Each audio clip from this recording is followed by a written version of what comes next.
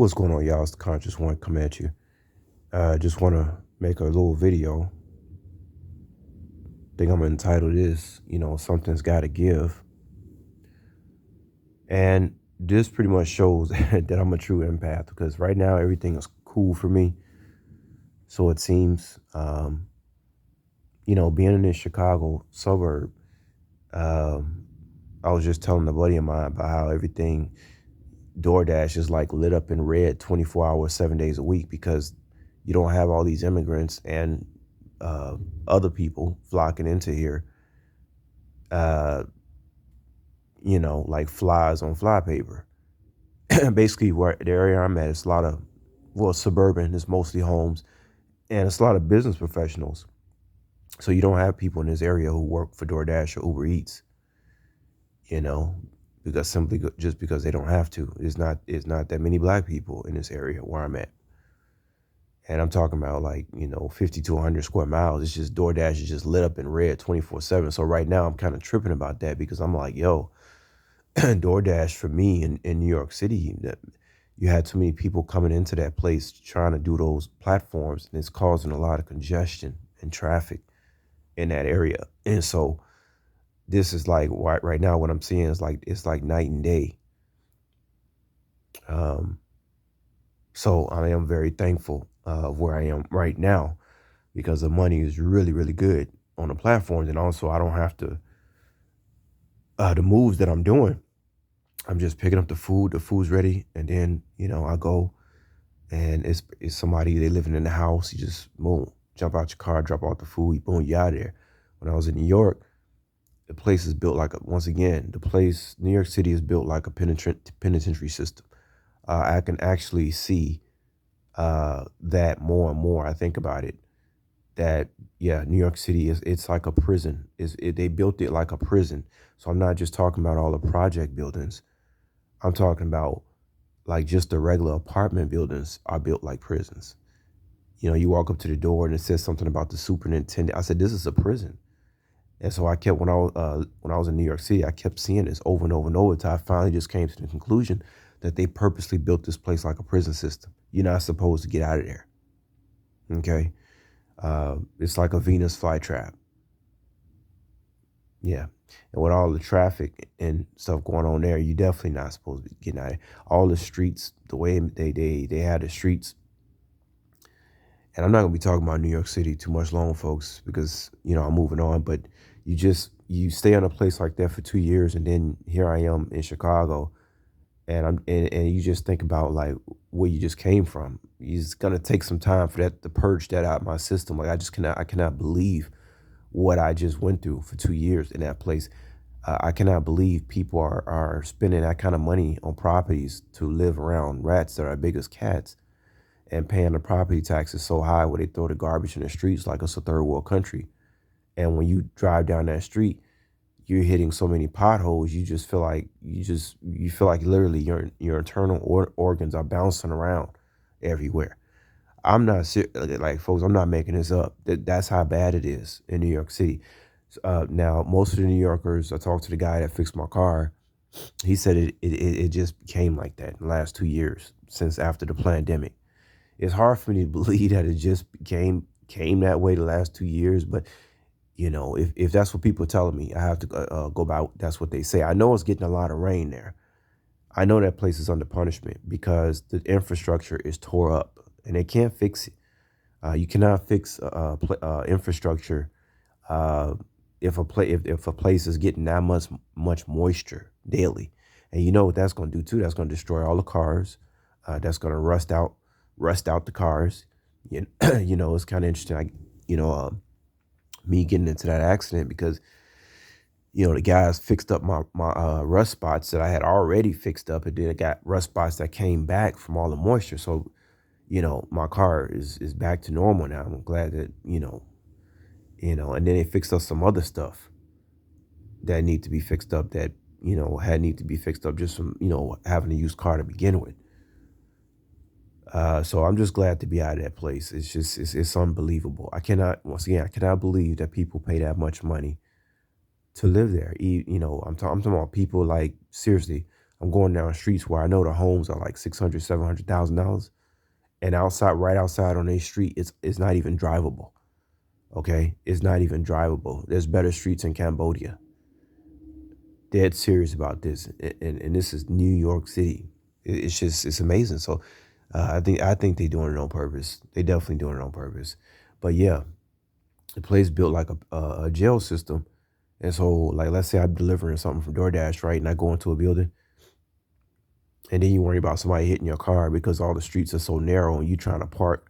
And then every street you going down, like a garbage truck is coming behind you. You trying to, like, I mean, everything is just wow, wow. Mm. That place, boy, y'all don't even know. If you ain't, man, I'm telling y'all ain't living in New York City, you have no idea what stress is. You should thank yourself, thank God every day you don't live in no New York City, and start your day off that. At least I don't live in. Start your day off with that and go from there. Um, but yeah, this DoorDash thing is lit up in red all day long. But something's got to give, and that's what I want to talk about in this conversation because regardless of where I'm at, we know that this inflation is just getting out of control. And regardless if I'm a single man without children and don't have these crazy responsibilities, I still look at the situation, and this still is the first time in my life I've actually been worried and very concerned about the very near future. I do hope, um, I do hope that this eclipse in 2024, I do hope that this thing finishes it off for everybody's sake, because it's not enough for me to keep going out here and saying, well, at least I'm making it. No, I want righteous people do not deserve to be getting up and living like this to the point you got to work every day. And even if you are making $5,000, $6,000 on an app like Uber and DoorDash, I understand that it's not $6,000 a month. It's really like 2,500 when you look at the inflation, because when you double the car insurance, you double your health insurance, the gas is doubled, and hell, that might go to $89 by September. The rent that I'm looking at in Vegas, basically, when I first moved to Vegas in 2011, I was paying rent. First apartment I got, the rent was $450 for one bedroom. Now you can't get anything below 1,300. So basically, the rent has tripled.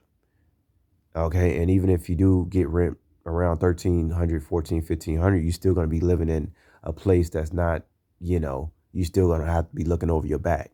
I put it to you that way. Where I'm going is right off the strip, though. Where I'm going to stay is where I stayed before, and that area is pretty cool. It's because it's close to the strip. But eventually, I'm gonna get out of this car and get on an electric bike, because let me tell y'all something. If gas do go to $89, I'm not gonna be trying to deal with these streets in no car, because right now I see people are losing it. I seen people keep running red lights, and the only thing that's telling me is that people are really stressed out. I seen somebody run a red light, another accident out here, even in the Chicago suburbs last night. And so, like, it's like even when I'm driving through green lights, I'm still looking left and right, because I honestly believe people are losing their minds. How can they not be? If you if all your bills all of a sudden one day triple, and I mean, let's just make some sense out of this situation. If you one day wake up and all your bills triple than what they was two years ago, and now you find yourself working every day and really not getting any rest. And I mean, you might be getting sleep, but you're not really resting your mind. I would say you're not resting your mind when you're working every day, even if you are physically capable of doing it. The punishment that you're putting on your mind is where the abuse starts to come from. Like me, I'm physically in shape, but sometimes I deal with mental exhaustion because I have to get out here and basically work every day. I can take a day off every now and then when I feel like it, but for the most part, even when those days that I take off, the inflation is so high that I'm trying to save money, and I'm thinking about stuff that can possibly happen. You taking a day off, and on your day off, instead of relaxing, you thinking about, what if this happened? What if that? So you're not really you're not really relaxed on your day off. And so I'm seeing people who losing their mind, because I'm imagining, well, what about the people who have family? What about the people who have children? What about people who pay mortgages? and all this type of stuff. I feel sorry for these people. Um, I really do. Because I don't understand how they're making it. I don't. When I mean, that's what we dealing with. We're looking at the past 2 or 3 years that basically everything you pay for has now is tripled. You see, the American dollar is falling, right? And so sooner or later you're gonna start to see that. You're gonna start to see the psychological ramifications. Hold on for a minute, guys.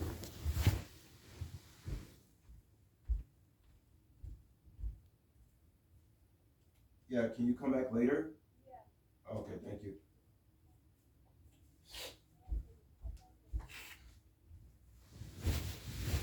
Yeah, that was that was the maid. I forgot to put the do not disturb sign on the door. I didn't even see it until now because it was like camouflage into the door. But yeah, this it's gonna be kind of hard to get out of this bed I'm in right now, boy. 'Cause this thing, man, this is comfortable. I like when you had the two beds in a motel room because you be trying to you be having your big old luggage on the other bed, stuff like that. But yeah, guys, it's But just to get back to what I was saying, yeah, I worry about other people. And hold on for a minute, guys.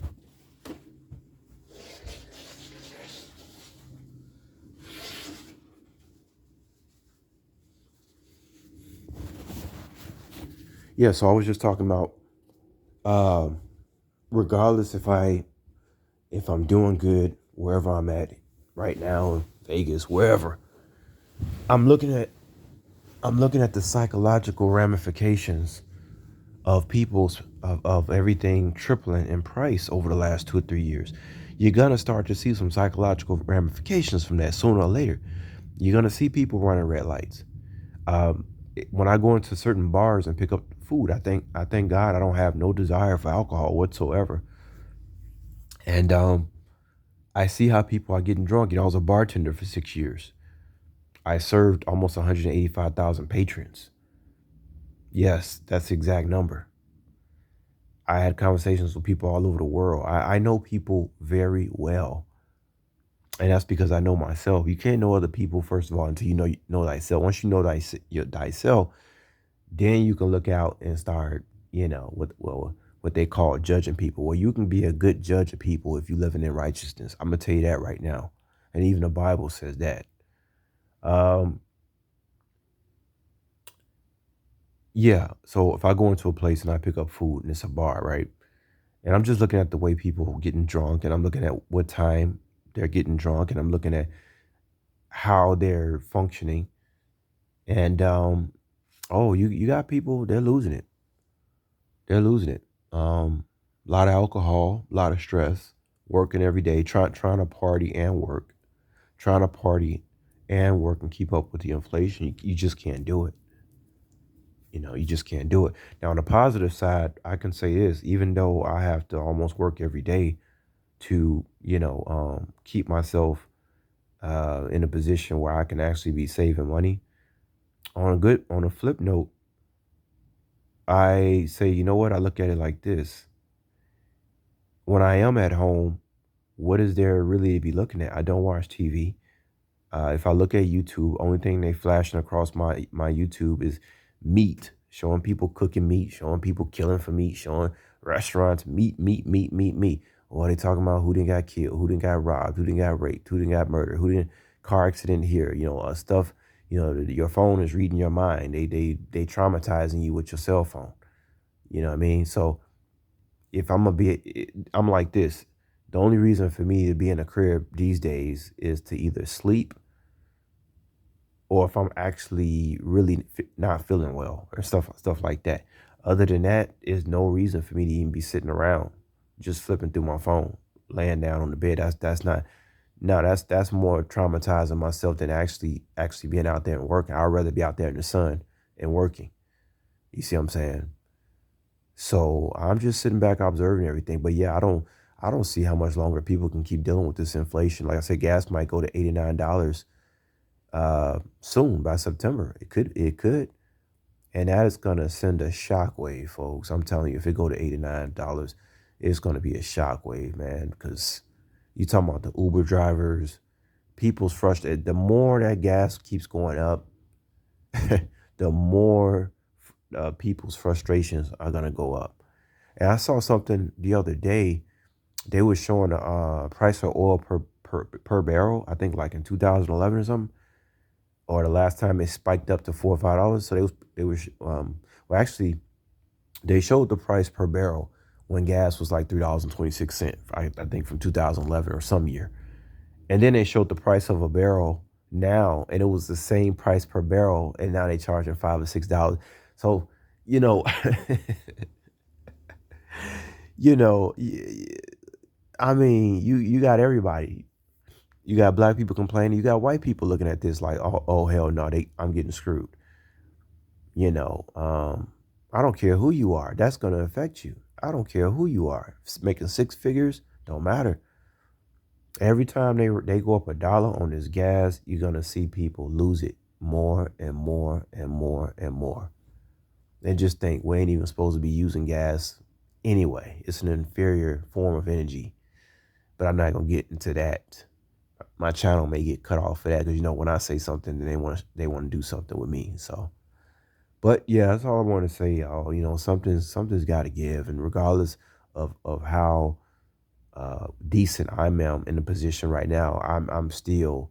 This is the most concerned I've ever felt in all my life about the very near future, and I just hope God gets His people out of here soon because it's becoming unbearable. And like the Bible says, it's going to become so wicked that even the elect are gonna start to turn. Even they're gonna be affected. And when it gets to that point, it's gotta be over. It's gotta end. But anyway, I hope everybody's having a good day out there, and I hope I said something that makes some good sense. All right, peace, y'all.